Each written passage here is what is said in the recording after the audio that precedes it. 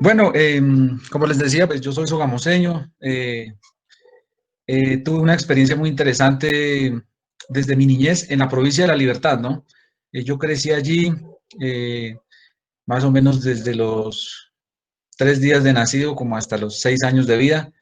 Y después, pues, paulatinamente fui en mis vacaciones, en mis tiempos libres, crecí también allí con el contacto de esta región. Pues después tuve contacto con la academia, como lo afirma Boaventura de Sousa Santos en una expresión muy bonita que tiene la pedagogía del sur o la epistemología del sur. Es como ese renacer que tenemos todos los seres humanos, especialmente de Latinoamérica, para reflexionar sobre nuestra propia identidad, ¿no? Entonces, pues de ahí parte la reflexión. Yo en el día de hoy, pues no quiero hablar de esta tragedia desde un punto de vista del derecho penal o desde un punto de vista de la falla, digamos, de ese Estado, como nos lo va a exponer la sentencia. Hoy lo quiero hacer desde un nuevo enfoque, como lo hace este científico social que hace poco estuvo en Colombia haciendo un trabajo en todo el Pacífico colombiano. Entonces, admiro mucho que un hombre de más de 70 años se siente con las comunidades, tome su nota en un pequeño cuaderno y comience a hacer sociología a partir de las necesidades culturales de esas personas. Es realmente valioso este ejercicio que se hace, ¿no? Me refiero a Boaventura de Sousa Santos, un gran hombre, un gran pensador que nos ha hecho grandes reflexiones acerca de los derechos humanos y pues de todo este contexto. Quisiera comenzar con una reflexión inicial, precisamente como haciendo un ejercicio. Yo sé que de pronto los estudiantes de la UPTC tienen muchas expectativas en esta carrera que han decidido iniciar, ¿no? Como las tuvimos nosotros también en nuestros momentos. El hecho de que nos digan, no, es que en Colombia el índice de los abogados está muy alto, es decir, necesitamos más médicos, necesitamos más ingenieros, pero hay muchos abogados. No entendemos por qué las facultades no tienen un proceso de selección como para disminuir este término de los abogados. Pero yo creo que realmente Colombia, a pesar de que tiene muchos abogados, de que casi todos los días uno enciende la radio, mira la televisión, ve problemas jurídicos discutidos por todas las orillas, pero realmente lo que necesitamos es abogados humanos, abogados que tengan ese sentido de humanidad que realmente hace que la profesión realmente propenda un estado de derecho y como nos lo han enseñado, nos lo enseñaron nuestros maestros y que realmente los derechos humanos sean garantizados en cada una de nuestras actuaciones. Entonces, de esta reflexión inicial yo digo, somos 7.700 millones de otros, ¿cierto? De seres humanos. Estamos en una diversidad y una pluralidad. Diferentes clases de árboles pueden crecer juntos. ¿Por qué los seres humanos no? Bueno, algunos de ustedes dirán, pero hay especies de árboles que de pronto dañan a otras. Sí, pero en últimas crecen juntos, se alcanzan a desarrollar, pero los seres humanos lo hacemos de una manera más violenta. Eh, eh, Tal vez nuestros estudiantes o nosotros cuando estábamos en el colegio, cuando vivimos esa experiencia de la formación, ¿lo vivimos así? Hago esta pregunta, una reflexión individual. ¿Cómo me siento cuando por alguna característica particular que yo poseo no soy tenido en cuenta, siento rechazo o humillación o no siento que se me dé el valor que merezco? Tal vez nos pasaba en el colegio, vuelvo, insisto. Hasta en el año 2013, el Ministerio de Educación Nacional eh, puso a consideración del Congreso de la República la Ley de Convivencia Escolar, por ejemplo, la Ley 1620 del 2013, con su decreto reglamentario 1965. Tuve la oportunidad de estar en la reglamentación de esta ley como representante del magisterio acá de Sogamoso. Y tuvo que pasar desde la Ley General de Educación, que es del 94, pasaron 9 años para que el Congreso de la República se diera cuenta que, por ejemplo, desde la escuela, desde el aula, ya se comienzan a ver pequeñas masacres, pequeños atentados contra esa persona, porque no solamente se asesina con armas de fuego, con armas cortopulsantes, sino también se asesina con palabras, ¿cierto? Entonces, esa alternativa que nos dio esa ley, pues era como un nicho para lo que se vendría más adelante, que fue el proceso de paz. Y tal vez se comenzó con las instituciones educativas, porque allí las instituciones educativas, como lo refería Rafael Gutiérrez Girardot, un filósofo sogamoseño, profesor de la escuela de Worms en Alemania, decía, ahí puede estar la solución, en esa educación.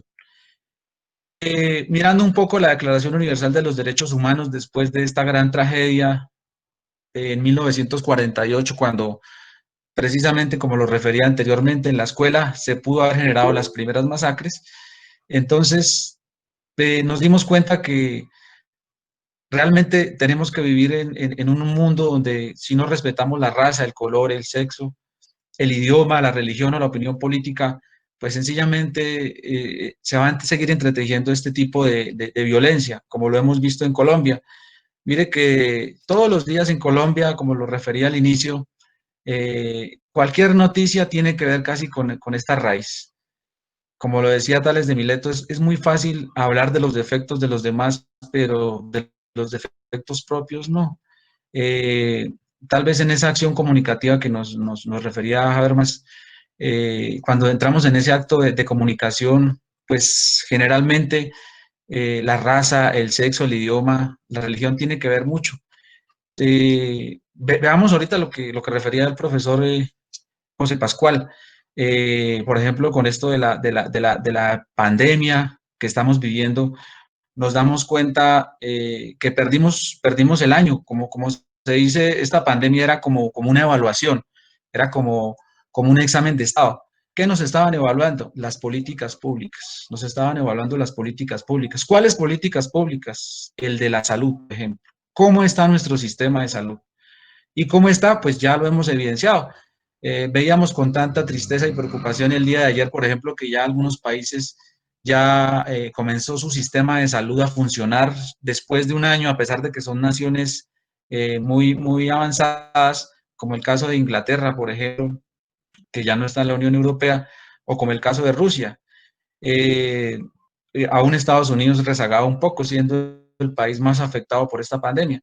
Pero, por ejemplo, nosotros en Colombia perdimos el año, porque pues nuestra academia, digamos, nuestra ciencia, que infortunadamente diría que no existe ni siquiera el Ministerio de la Ciencia, no tiene cómo revertir, cómo enfrentar esto. Entonces es una condición muy preocupante que nos lleva a reflexionar que vale la pena invertir más en salud, porque veamos el caos económico que se avecina, la reforma tributaria que se avecina para el siguiente año, todo este aspecto del derecho económico que ya están manejando para incrementar estas políticas. Es más fácil invertir en esa salud, ¿no? Yo sé que hay estudiantes de Agua Azul Casanare, por eso hablo de Casanare y Boyacá. Agua Azul Casanare, por ejemplo, es un municipio, digamos, a nivel de Casanare que tiene muchísimo dinero, tuvo mucho dinero y realmente, si uno ve, digamos, en el tema de salud, fueron muy pocas. Es muy curioso que, por ejemplo, en enero se hace el Festival del Arroz, ¿no? Es una fiesta para algunos inolvidable. Casi que los artistas que se presentaban en la Feria de Cali eran contratados nuevamente en Agua Azul. Imagínense ustedes eso, esas nóminas de artistas increíbles casi siempre venían a Agua Azul.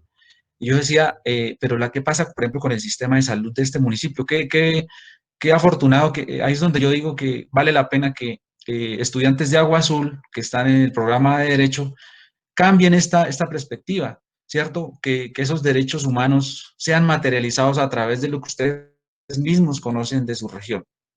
Tuvieron que pasar desde 1948 hasta el año 91, que fue un año hito para Colombia con nuestra nueva carta política, para aterrizar eso que se había dicho en 1948, que realmente el mundo tenía que ser plural, tenía que ser diverso y sobre todo incluyente En el artículo segundo de nuestra Constitución Política, pues ahí está expresado, digamos, este convenio internacional que ratifica Colombia y lo materializa en la Constitución del 91. Todos sabemos que Colombia es un Estado social de derecho y que en esta sociedad plural y diversa, pues se busca la inclusión. Yo represento una entidad que es el SENA, que dentro de sus objetivos está el de materializar esto, el de llevar esa formación a todos los colombianos de una manera gratuita para impulsar esa sociedad que, digamos, tiene esa fuerza de trabajo, impulsar esas comunidades, ¿cierto? Rurales, urbanas, etcétera. Entonces, vemos cómo la Constitución del 91 nos ha dejado elementos importantes, como por ejemplo la acción de amparo, que creo que es una copia del derecho español, eh, o la acción de tutela, me estoy refiriendo, que nos la han querido quitar, han querido hacer reformas constitucionales, pero miren que es un elemento importantísimo dentro de esta consecución de los derechos fundamentales de nuestras personas, de nuestros asociados. Mirando la relatoría de la Corte Constitucional, es increíble, y aquí vuelvo con el ejemplo con el cual inicié, cómo el derecho que más se reclama mediante la acción de amparo es el derecho a la salud. Es decir, el mismo operador de justicia en su actuación, lo que recibe todos los días es amparo al derecho a la salud. Volvemos a perder el examen de esta política pública. Por eso, digamos, esta pandemia nos ha afectado tanto porque este sistema que tenemos no está garantizando verdaderamente ese derecho, por ejemplo.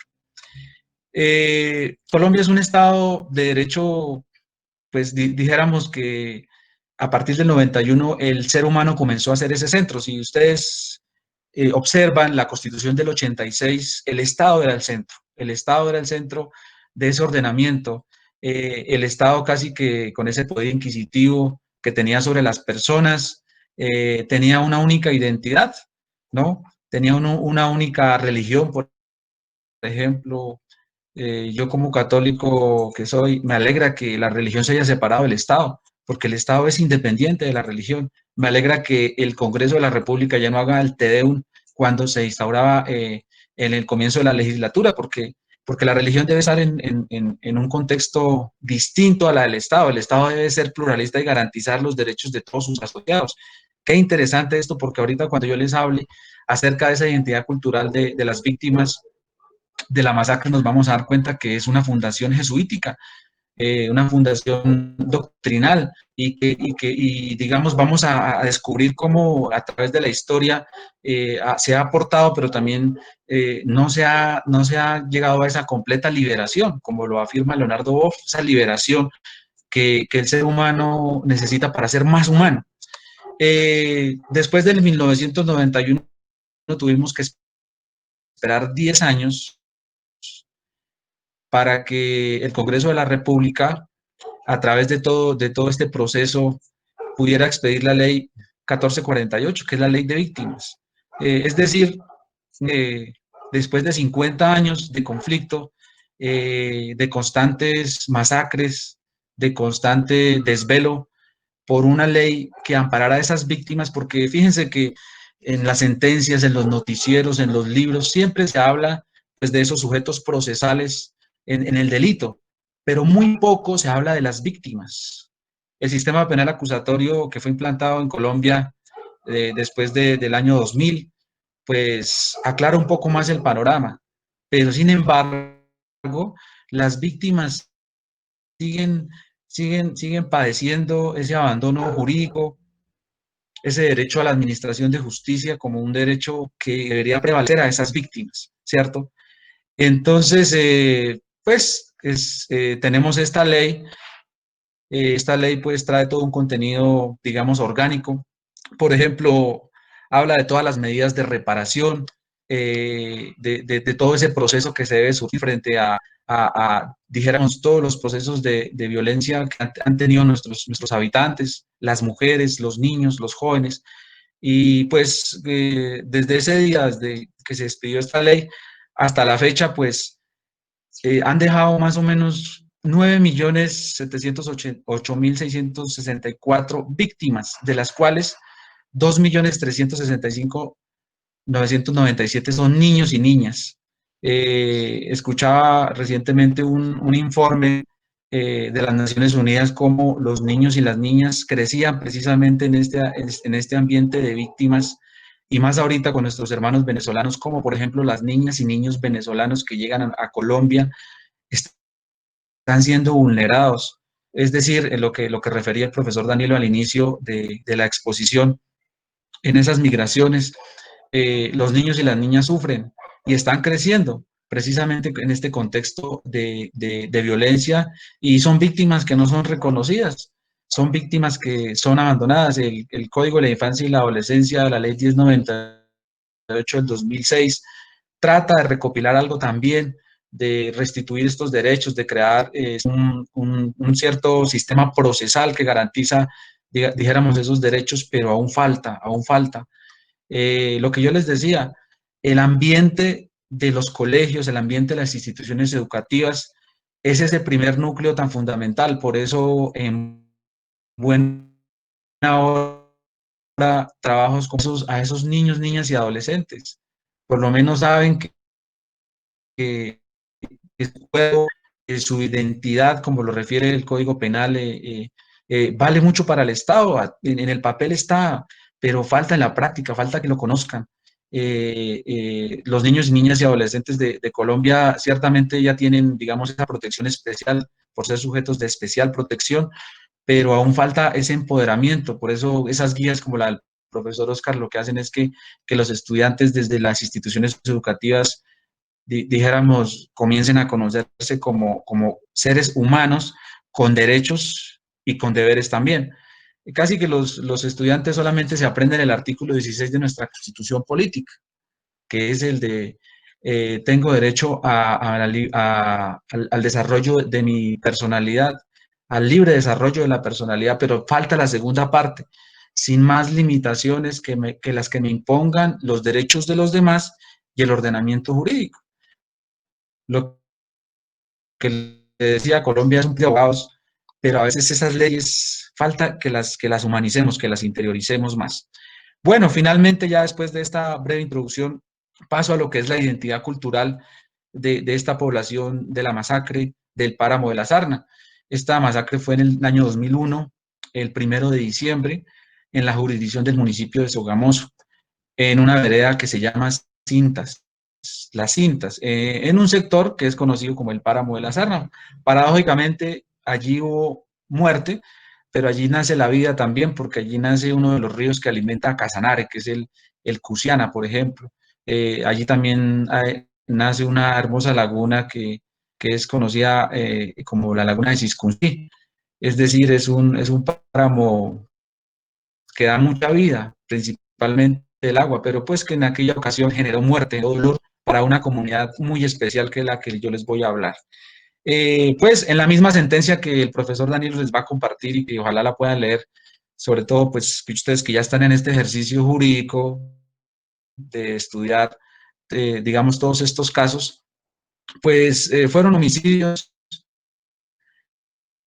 que se transportaban en un bus de servicio público de la ciudad de Sogamoso hacia el municipio de Labranza Grande. En aquella época, pues, el conflicto estaba, digamos, en un término altísimo, tanto que, por ejemplo, la ciudad de Sogamoso para el año 2001, en el año 2000 y el 2001 había sido asesinado su candidato a la alcaldía. Habían sido asesinados muchísimos líderes sociales y también empresarios, en fin, estábamos en un momento muy duro para nuestra región. Pues estaba en auge ese conflicto entre grupos al margen de la ley, que no quiero nombrar ni quiero referirme a ello. El centro de esta discusión van a ser las víctimas. Entonces, pues de esa misma sentencia habla de una impotencia total de la víctima, una impotencia frente a ese tratamiento que le da otro ser humano. Eh, Refiriéndome un poco a un autor alemán que paradójicamente es uno de los constructores del superhombre y de toda esta filosofía nazi. Por allá Nietzsche decía, bueno, estas actuaciones del ser humano lo que buscan es relacionar algún sufrimiento que se ha tenido. Sí, seguramente estas personas en la infancia, en la adolescencia, sus principios ideológicos tal vez los llevaron a cometer este crimen. Porque es que mire que uno de los principios que refiere Lara, por ejemplo, su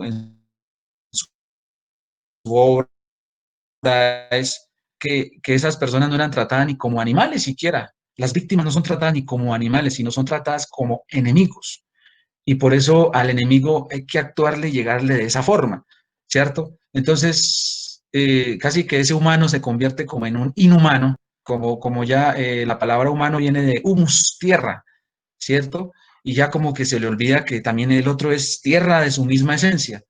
Y entonces, no, él es un enemigo y por eso hay que actuar de esa forma y por eso esa víctima no es considerada como algo de mi tierra, como algo de mi esencia, sino que es una persona alejada, como lo afirmaba Emmanuel Munier, desconozco todas sus dimensiones de ese ser humano y lo considero simplemente como un enemigo y por eso actúe de esa forma.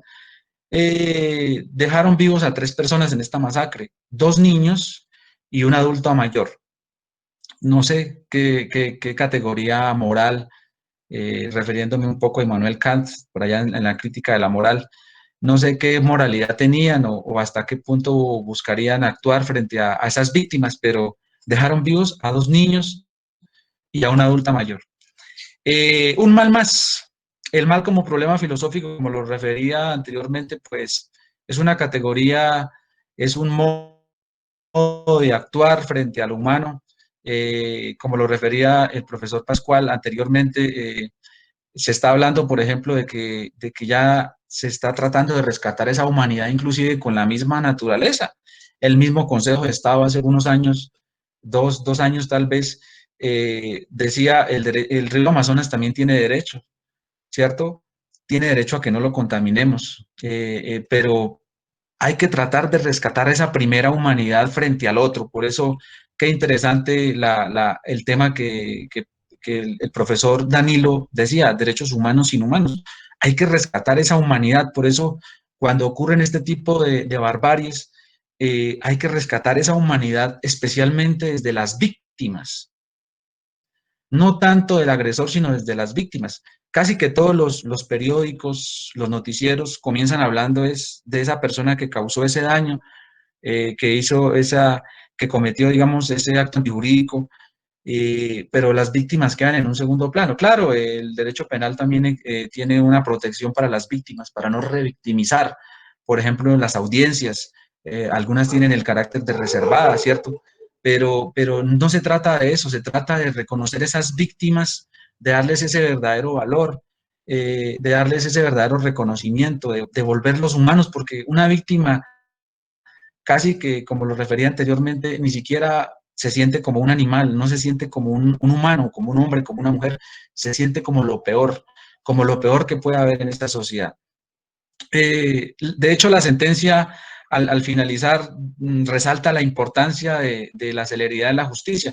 Es increíble que en Colombia, inclusive para los colegas abogados, hay un dicho, pues un poco duro, pero es cierto, que uno en su ejercicio profesional como abogado puede vivir 3 procesos, es decir, esos 3 procesos le pueden durar a uno 20 años, como por ejemplo este caso, esta masacre fue en el año 2001 y hasta el año 2019, en agosto del año pasado, pasaron casi 18 años para que existiera un pronunciamiento de esta justicia. Por eso, si tal vez algunos de ustedes el día de mañana, los queridos colegas abogados, van a litigar digamos, en este tipo de procesos, en esta naturaleza del derecho administrativo, pues van a vivir ese tiempo y es muy injusto, es algo que se sale de ese derecho a la administración de justicia que tiene todo colombiano en lo que hemos dicho.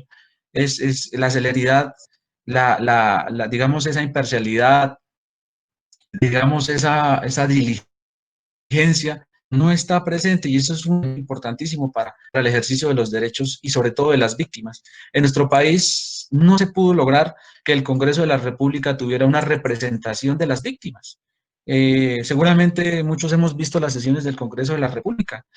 Allí vemos indígenas, allí vemos personas de X partido, vemos negros, vemos representantes de las minorías, pero no vemos las víctimas. Las víctimas es algo esencial en ese Congreso de la República y no se logró, no se pudo, por diferentes circunstancias. Como les digo, el motivo no es hablar de esas circunstancias, no, el motivo es hablar de las víctimas. Las víctimas necesitan una representación en nuestro Congreso de la República. ¿Cuál es la esencia de esta cultura?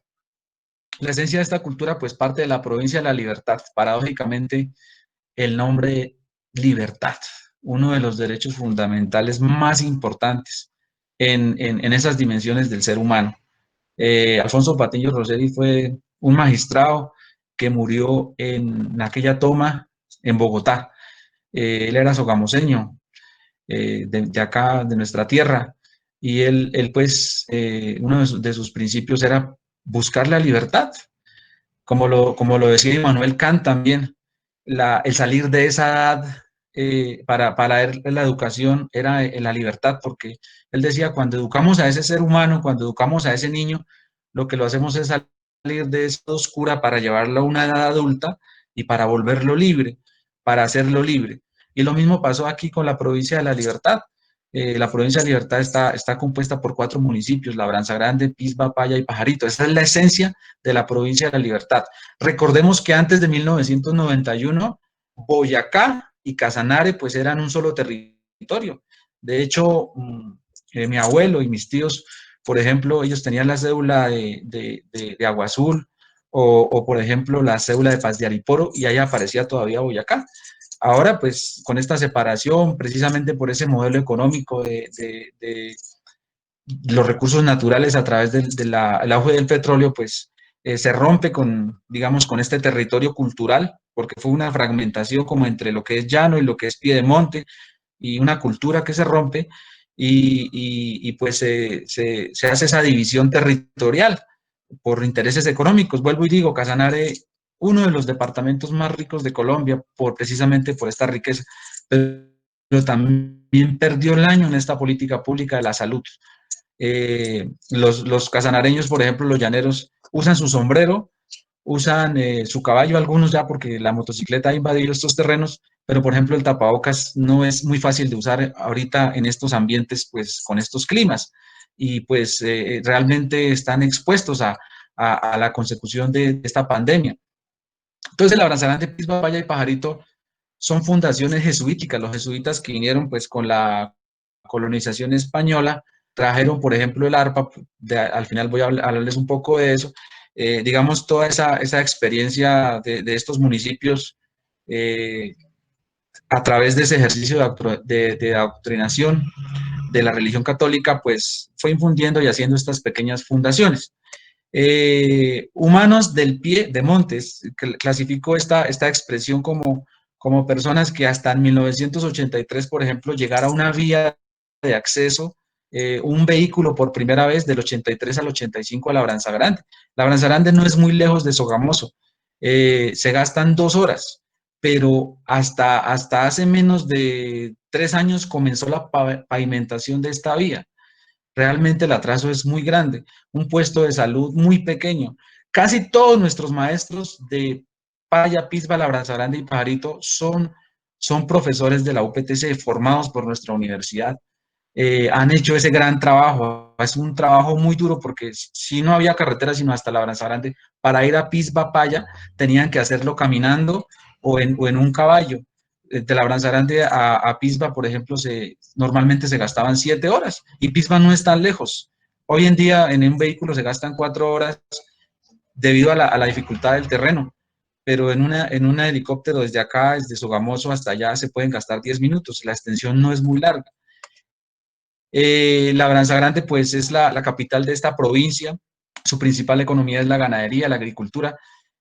Algunas de las víctimas que se encontraban el día de la masacre eran estudiantes de la UPTC que habían terminado su semestre académico y se desplazaban nuevamente hacia Labranza Grande. Quiero contarles que para que una persona de allá pueda ir a estudiar a Tunja, Sogamoso, sus familias tienen que hacer un sacrificio muy grande, porque el modelo económico de estas regiones no es industrial, es agropecuario, pero a pequeña escala. Por un lado. Por otro lado, pues ese mismo sistema educativo, el Ministerio de Educación Nacional, tiene en abandono estos municipios y ese derecho a la educación no es materializado en su totalidad. Por eso nuestros estudiantes de estas provincias difícilmente logran obtener resultados en las pruebas de estado, que es como el mecanismo que se utiliza para el acceso a la educación pública. Entonces, realmente es una hazaña que un labrancero, que alguien de Pisba de Paya, pueda ser un profesional. Ahorita ya se ha mejorado muchísimo, pero en aquella época de la masacre casi que era un milagro que una persona pudiera ir a la UPTC de Tunja a desarrollar una carrera. Y allí cayeron UPTCistas en la masacre. Paya también, Bueno, pues profe, muy Paya, bien. Era para recordarle, sí, sí, que señor, ya le quedan 5 minuticos porque por tiempo ya estamos por cerrar, profe, gracias. perfecto.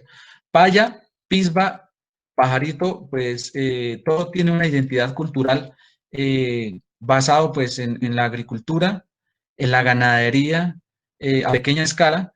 Por ejemplo, el caso de Pajarito, pues digamos, es como una puerta a Casanare. Los otros municipios están más aislados. El turismo se ha tratado de impulsar, pero ha sido muy difícil debido a las circunstancias que dejó la violencia. Por ejemplo, las personas aún no tienen la suficiente confianza para dirigirse a esas regiones. El Morro pues ya pertenece a Casanare, por eso se habla de una pequeña identidad.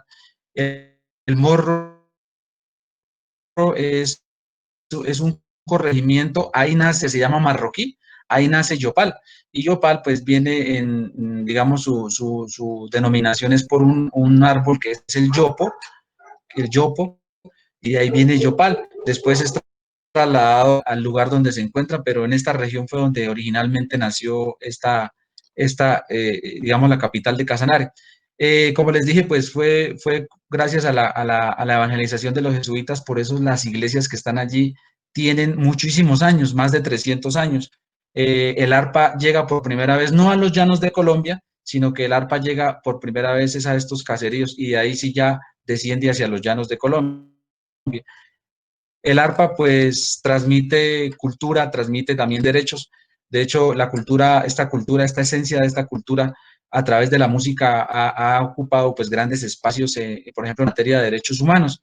Eh, ¿Por qué lo digo que en materia de derechos humanos? Mi última investigación fue la incidencia de la música en los derechos humanos y cómo, por ejemplo, la música de estas regiones, por ejemplo, afectó el trato hacia la mujer, afectó el trato hacia los pobres, afectó el trato, por ejemplo, hacia los más débiles, a través del arte, por ejemplo. El arte también se ha convertido a lo largo de estas tradiciones y sobre todo esta cultura en un icono pues, de discriminación también. No solo el reggaetón ni la música metálica, no, estas músicas culturales también han afectado los derechos humanos. Y uno diría, ¿pero por qué?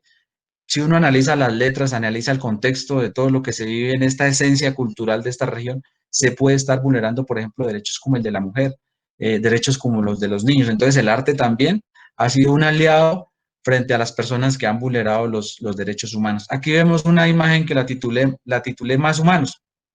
Esas son las personas víctimas de aquella masacre, personas humildes, niños y niñas que crecieron en hogares campesinos, hogares como les dije anteriormente, la energía eléctrica hasta hace 6 años se garantizó en estas casas. Era increíble que pasara una red eléctrica para Casanare, pero estas regiones, por ejemplo, no tuvieran energía eléctrica. Esa es la esencia de nuestros niños que crecieron, por ejemplo, sin tener acceso a las TICs, humanos y sencillos. La población que se reúne, por ejemplo, en los poblados, personas que sin interesar el partido político o la clase económica o la religión, simplemente humanos y sencillos, humanos comprometidos. Ahí ven una imagen de las veces que ellos se han reunido allí en la Sarna para conmemorar, como lo dice el Consejo de Estado, cada año lo que fue esta masacre, y recordar. Es algo interesante, como lo refería el profesor José Pascual, cuando decía que la parte, y el profesor Oscar, la memoria histórica es importante para la no repetición, pero también no olvidar cómo fueron los sucesos y garantizar esos derechos. Aquí vemos una imagen, humanos que caminan. Esta imagen se refiere a la entrada del municipio de Paya. La naturaleza, pues también ha ocasionado daños, pero a pesar de eso la gente sigue caminando, de caminar hacia ese encuentro definitivo, pues con sus ideales de seres humanos.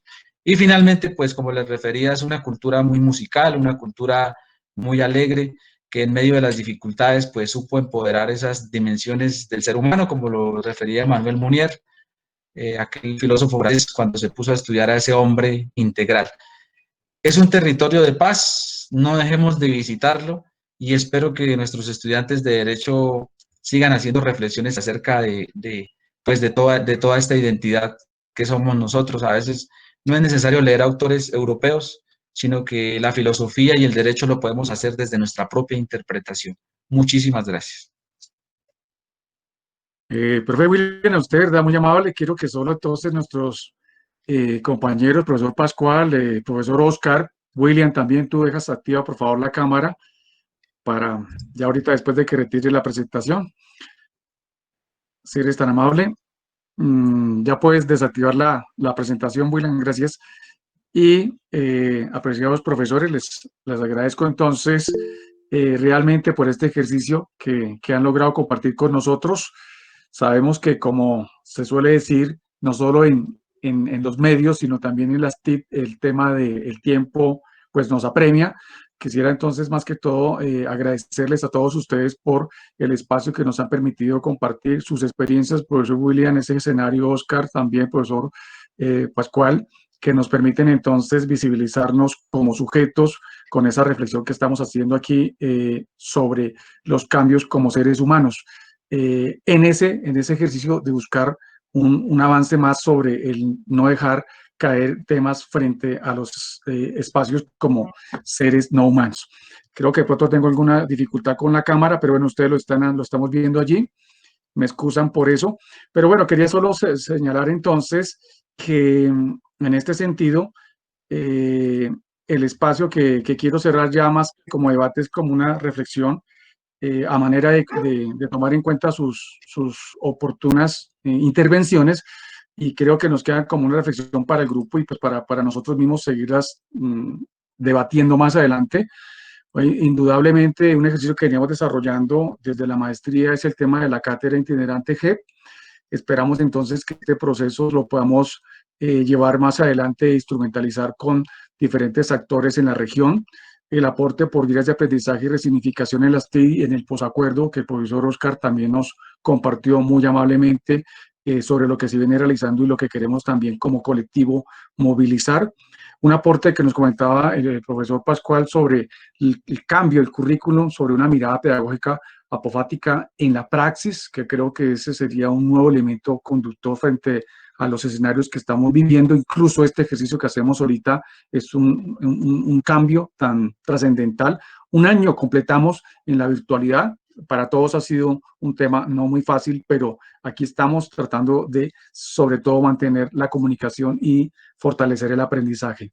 Y por último, pues William nos aporta algo que tiene que ver mucho sobre las acciones de derechos humanos para que nos hagan eso en cuanto al tema del evento que nos señalaba, esas declaraciones internacionales, aterrizarlas mañana, el Día Internacional de Derechos Humanos, con lo que es la memoria colectiva, acciones de memoria colectiva, para que se genere realmente y se fortalezca esa identidad colectiva con diferentes expresiones de arte, música y cultura. Entonces, creo que, si me permiten, mis apreciados compañeros y colegas, con estas conclusiones dejo expuesto el escenario para que pues, nuestros compañeros chicos se vayan con esta idea. Aquí les comparto por el chat el tema de lo que significa el Día Internacional de los Derechos Humanos, y nosotros queremos esa reflexión, quedarnos un poquito más quietos para hacer visible el escenario de hasta dónde somos más humanos o hasta dónde no lo somos.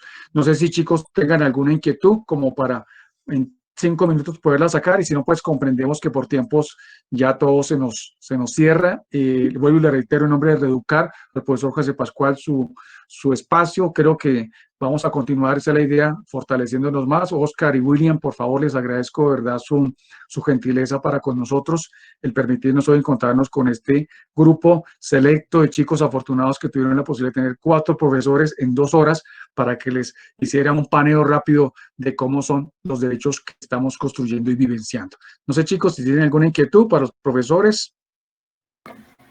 Muy buenas tardes, queridos profesores. Pues no me queda más como alumna el agradecerles a ustedes, compartir sus experiencias. Para mí como profesional en formación es muy grato y quedo realmente muy a la expectativa de lo que pueda seguir sucediendo en contexto a los derechos humanos. Aprendí bastante con el doctor León, con el doctor Amaya, con el doctor Pascual. Cada punto de vista fue muy, muy valioso. Les agradezco infinitamente. Muchas gracias. Ok. Gracias, Martica, por ese aporte. Igualmente por todos los compañeros que estuvieron participando, que estuvieron aquí acompañándonos. No sé, profe Oscar, William, si tienen, profesor Pascual, una pequeña palabra para cerrar este escenario de reflexión y de disertación que va creciendo, y les agradecemos nuevamente su compromiso con nosotros. Bueno, por mi parte, pues agradecerles la oportunidad de poder interactuar con cada una y uno de ustedes. Espero, digamos,